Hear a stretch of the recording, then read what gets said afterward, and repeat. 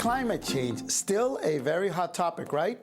Well, when you have an Oscar award-winning Best Actor use his acceptance speech to stump for climate change, as Leonardo DiCaprio did last Sunday, well, that's when you know it's an issue many folks still feel needs to be addressed here in Massachusetts.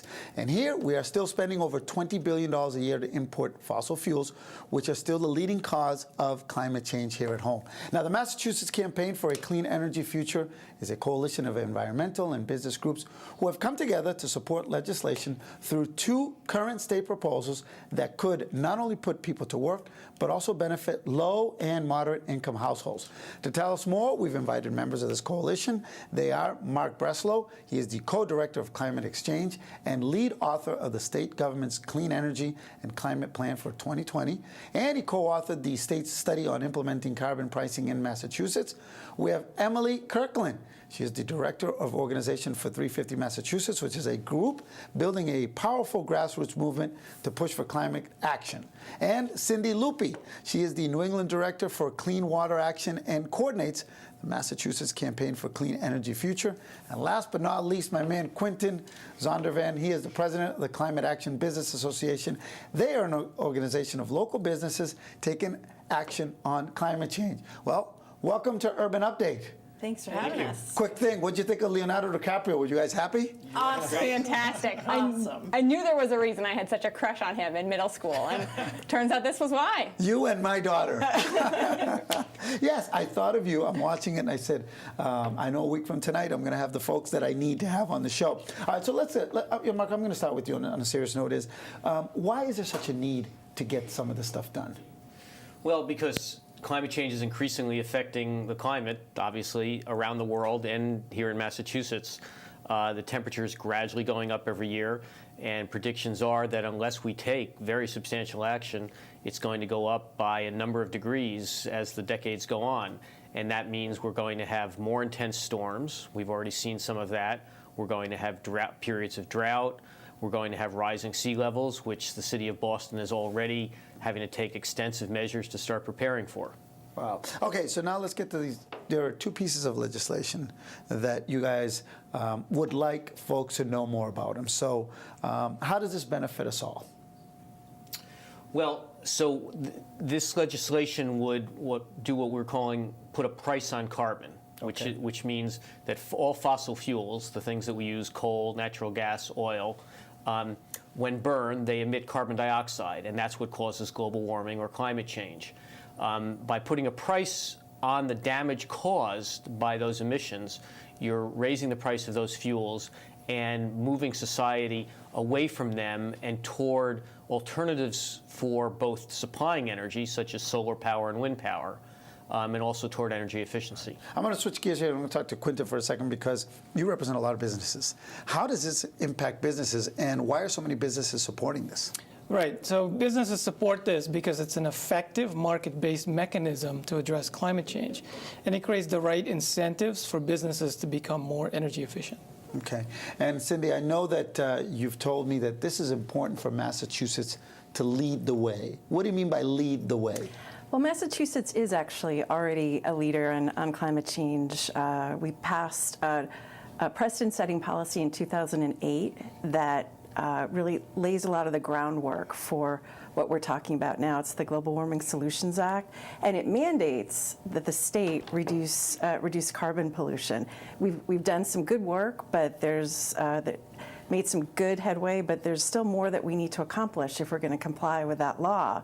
So carbon pricing would give us another tool in the toolbox to see these pollution reductions, meet our mandates, and then, as with same-sex marriage, as with healthcare reform, if we work on carbon pricing at the state level, other states around the country are going to follow that lead. So it actually has both local and national import. Emily, as a millennial, what's your perspective on this carbon pricing? Is it an effective tool for climate change, and why are you supporting it so much? Yeah, so as a young person, I know that climate change, everything from storms to droughts, is going to affect me and my generation for the rest of our lives. So it's the issue that I'm most passionate about.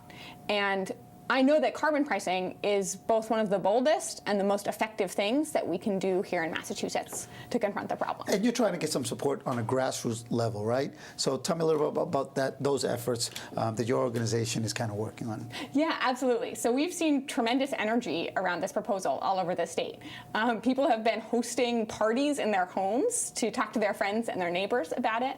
They've been organizing forums, in a local school or a local church, reaching out to their legislators. There was a hearing about it at the State House that was packed just a couple months ago.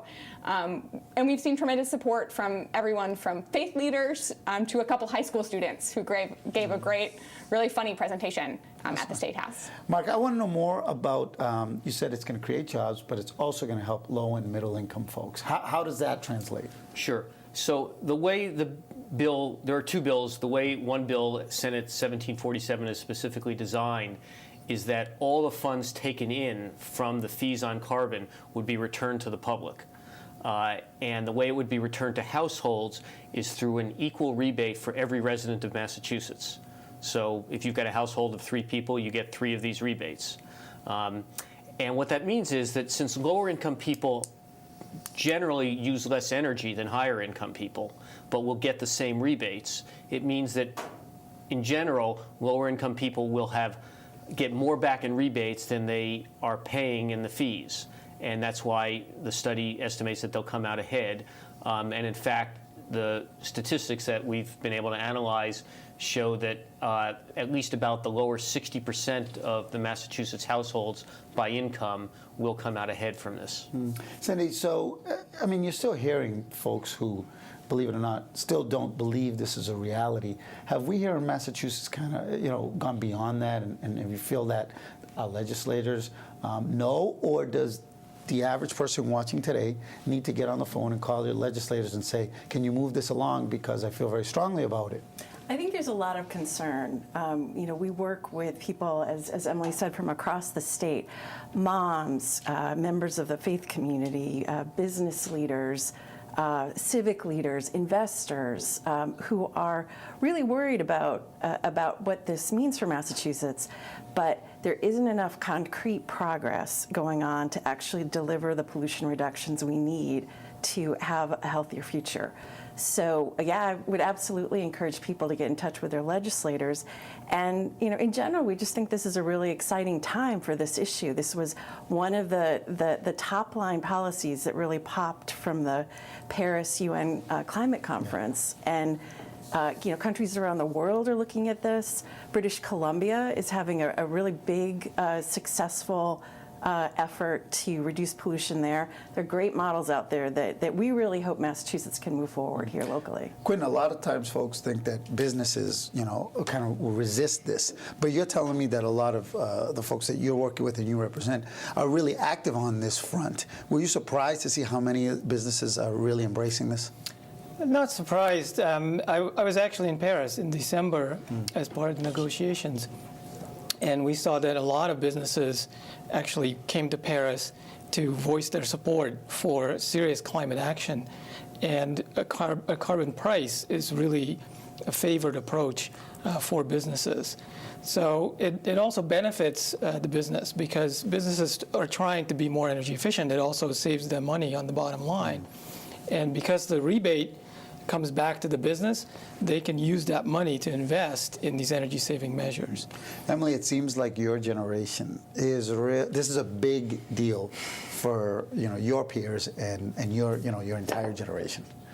Yeah, absolutely. I mean, I've just seen so many friends my age become incredibly passionate about this issue. Whether that's getting active on their college campus and calling for divestment from fossil fuels, or marching through the streets, or lobbying in the State House for carbon pricing.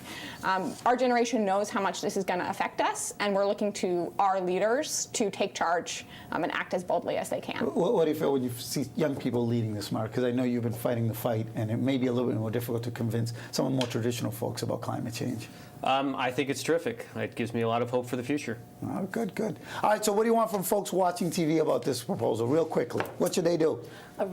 Quickly, get in touch with the governor, get in touch with your legislators, urge support. Well, they all watch the show, so you tell them, look into that kid, say Charlie Baker and everybody else, because I know why he's watching. Charlie Baker, make Massachusetts a leader on climate change and really move forward with carbon pricing at the state level. Very good. Good job. Very good. All right. Well, thank you for coming by, and we'll keep tabs on you. Maybe we'll have you guys back on again. Maybe we'll have 4 of you on again. Thanks so much. All right. Loved it. All right. When we come back, the Celtics with a Latino flavor this Wednesday night at TD Garden. We'll have all the details coming up right here on Urban Update.